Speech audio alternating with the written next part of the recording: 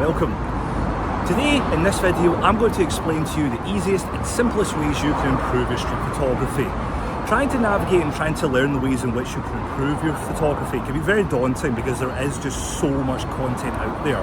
Well, today I've broken down the 5 easiest, simplest methods that you can use to improve your game. No fancy tricks, no fancy equipment, no fancy experience needed, just the easiest habits and traits that you can use to improve your photography. Let's get started.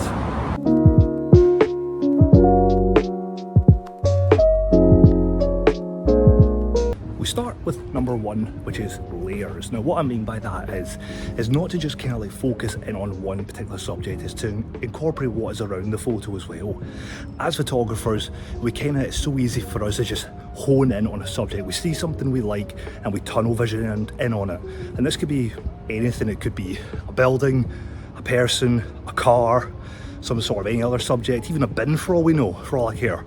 And it's so easy for us to kind of like just absolutely zone in on that subject and forget everything else around it. What's important to remember is the importance of things like foreground and middle ground, is because not just because the sake is as if it's like a photography rule, it's more the case of like by adding things like these extra grounds, it helps build a better photo and it builds a better frame. And to show you what I mean by that, I'll show you an actual example of this. So here's a great example of this. So obviously we have this big building here, that is going to be our subject. Now I might think to myself, oh, that's an interesting building, it's got some kind of like, interesting colours, has like green going along horizontally, the orange kind of like pillars going down vertically. And I might think, oh, that's quite interesting, I'll just take a photo of like just that building. And it'd be so easy for me to kind of dig out like a big kind of zoom lens on it, which I have done here. So I've got here my 50 to 230, and I might just end up zooming straight in on it, which I'll do right now.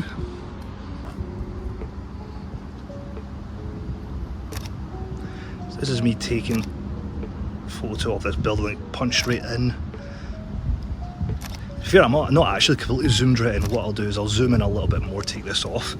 Apologies, I'm having to hold the phone with one hand and zoom in with the other, so I've punched it up to 135, so we're going to be right into it. So that's where you're really just capturing the detail of these windows. Now that's not necessarily a bad photo, so it's kind of like a more minimalistic kind of shot there.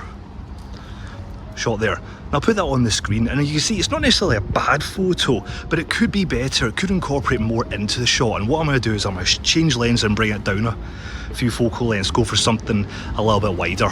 This time now I've opted for something a lot wider. I've gone for the 18 to 55, and what I'm going to do, instead of just zoning in and zooming right on the building, I'm going to incorporate this arch here, kind of create a frame within a frame. So I've took a step back here, and I'm going to take the camera out and take a photo of this. And again, immediately, if I could just see there from the back of the camera, I kept it down here at 18mm because I quite like, even though that kind of foreground of that kind of pavement there, I think it just creates a lot more to the photo, and it just helps kind of like the archway kind of, maybe for lack of a better word, engulfs the building in the background there. So I'll put those two photos on the screen side by side, and you can see from each of their own perspectives, they do work in a way. Neither of them is necessarily bad as such, but I think when you look at the second photo we took, where we incorporated more of the kind of foreground in front of us, and kind of obviously we used the technique frame within a frame, it just helped build a lot more of a better frame and a better photo, in my opinion. That you can kind of incorporate the environment here rather than just zoning in on the building. It helped create a bit of context and created kind of like emphasises and shows the environment in which the building is in. Number 2 is work the scene. And what I mean by that is, so when you're taking a photo out in the street, it's so easy and just it's natural to take a photo at eye level. And that's absolutely fine, I do that myself as well. And even at eye level, you may get that perfect photo you were looking for, and you may really enjoy it, and you may just end it there. But what it is worth bearing in mind is that yes, you've already got a good photo already at eye level, but there are other ways to take kind of photos. So you can take it maybe down, instead of at eye level, take it down at chest height, down by your waist. Maybe you could crouch down a little bit. Take it at different kind of like angles and perspectives. Also, again, another aspect of it is, so you might have come to a scene or a scenario and you took your photo with a 50mm prime, and it might have worked out great, but what to also consider is, well, okay, the photo and situation worked great for a 50mm, but how about try something a little bit wider, maybe a 35 or 28 maybe even down to a 16mm. And also the opposite is true, because you might be looking at a situation where you can see a photo opportunity and you can see a photo in like a frame developing, but maybe you're trying to like too punched in with a maybe like an 85mm or maybe some longer telephoto lens and it's just not working for you. That's where the idea is to kind of like switch it up, change the dynamic, think, right, is this situation fit for the lens I have? Can I switch it up? Can I change my perspective? Can I do something different? So it's not just about kind of like one and done, it's about trying to get something different. And do you know what, like, if you, to track back to the first example, if you turn up and you get that photo you're looking for, and okay, you switch up a little bit, try different lenses, you try different perspectives, if it doesn't work out, it doesn't work out.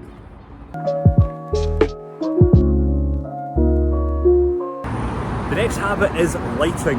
Oh, where would we photographers be without good light now? This kind of ties into my previous video where I talked about photographing in harsh light. So obviously if you ask anybody, like, as a photographer, what's the best time to go shoot in good light, they would say the golden hour, either first thing in the morning or last thing at night when the sun is perfect, it's nice and soft, creates a nice warm kind of hue to it. And that's where it's case, it's kind of easy as a photographer because the light kind of creates the photo for you. But obviously that can be a bit challenging and kind of really narrows down your focus. So for one, if you're not able to get up first thing in the morning, or if you're not able to go out last thing at night, see the golden hour, then that's it kind of taken out of your grasp and you have to deal with the harsh midday sunlight. So what I propose when you do that is that instead of seeing it as an obstacle and kind of a barrier, learn to work with the light. So look at like what the sky, the sun, sorry, is illuminating. Is it still creating, you know, harsh, you know, deep contrast between the sunlight and the shadows, and is that creating, you know, a good photo? Is it creating a good kind of like illuminating a good subject, be it a building, a person, a car, whatever it is? What is the light doing? And learn to work with it rather than against it would be my best advice for that. Sticking with light, a lot of photographers will say the best thing to look for when it comes to light is things that are either backlit or side lit. And the sun is a little bit flatter today, so I can't show you an example, so I'll put some photos on the screen of my previous work. So totally agree, it's like from the backlit, you know, you can get kind of good long kind of nice shadows, it can illuminate a subject, it can like put some like highlight on them or a spotlight even, if you mean. One of the least kind of like favourites of types of light to go for is kind of like front light, and I understand why, because sometimes if it's like maybe just like a building round here is like just, you know, the light is kind of just hitting it, it's kind of flat, it's not really much texture to it. That is true. However, I put a couple examples on the screen where I was out, albeit it was during winter, so the sun was quite low and not as harsh, where I was out shooting in the street and people were walking into the sun and the sun was very harsh on their face, so you could see it was kind of just illuminating them in a way. So I quite like that. So I wouldn't completely rule out, you know, backlighting and light that's kind of hitting your subject directly. Sometimes it can work, sometimes it can't, but it's always worth trying. Number 4 is to start at a higher focal length, and this one I will admit might be more catered towards more kind of a certain niche of photographers. So if you're someone who's only just getting started in street photography and you're not particularly comfortable going out and taking photos in public, this one might be for you. Additionally, if you're someone who's maybe more on the introverted and shy side of being a photographer and you're again not comfortable or as comfortable at least in the street, this one is what I would mean for you. So obviously it can be very daunting when you're taking your camera out there and taking photos in the street, especially if you're trying to incorporate people as your subject. So what you can do is if you start at a higher focal length, you're able to incorporate people into your photos, but just have them further away so you're not in their personal space and there's less interaction, less chance of you bothering them. And certainly that could be beneficial if you're someone who's not very good at maybe confrontation, or you want to avoid confrontation at least, and you want to try and avoid that awkwardness of you're holding up a camera and someone kind of walks in your shot and you try to take a photo of them and they stare back at you and then you kind of get a bit awkward and it just makes the whole situation uncomfortable. So if this is something that you feel affects you, what I would recommend you do is you start at like a higher focal length, such as like maybe an 85mm or maybe any kind of telephoto lens, to be honest. Because what you can do is, by going out there and taking that photo, you're obviously capable, and you're able, sorry I should say, to incorporate subjects into your photo from a distance. And as time goes on, you become more comfortable and it becomes more second nature to you that you've got your camera in public and you're not had to have any kind of like awkward interactions. You can start to work your way down a focal length. So from an 85, you could go down to a 50mm that requires you to obviously get a little bit closer to people to take their photo. So obviously there is still going to be a little bit of uncomfortableness there, or a little bit of kind of nervousness as well on your part, but again, small little steps to build up that kind of comfortability of being able to like take photos of up close to people in the street, if that's something you're looking to do for your street photography.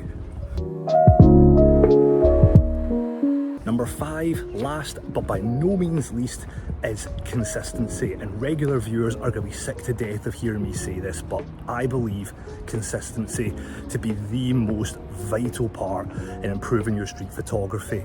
Don't ever wait for the perfect day or the perfect opportunity to go out there with your camera. Take your camera everywhere you go and every opportunity. It's not just a case of wait for the perfect light. Take it with you on your walk to the shops. Take it with you when you're walking your dog. Take it to work with you if you have the chance. And if you're lucky, you'll never know what you could capture. I say this because by doing this, you're opening up so many more opportunities for you to not only capture more photo, but to also do what consistency does. Consistency brings experience, and with experience comes intuition. Intuition that can help you improve your photography and develop an eye for a better photo. So that's it. Those are just 5 of the simplest and easiest habits you can use to improve your photography. As you can tell, as I said at the start of the video, nothing fancy, nothing untoward, nothing that nobody can't do in their daily life. Something that I really do believe is not about making it complicating the process of learning photography or improving your photography. It's more just about what can you do, what are the easiest things that you have the ability to do. And those are just like 5 things that have helped me in my photography journey. So that's where I hope they'll help you if you're someone who's new to photography or looking to improve their own skill set. If any of these did resonate with you, please by all means let me know.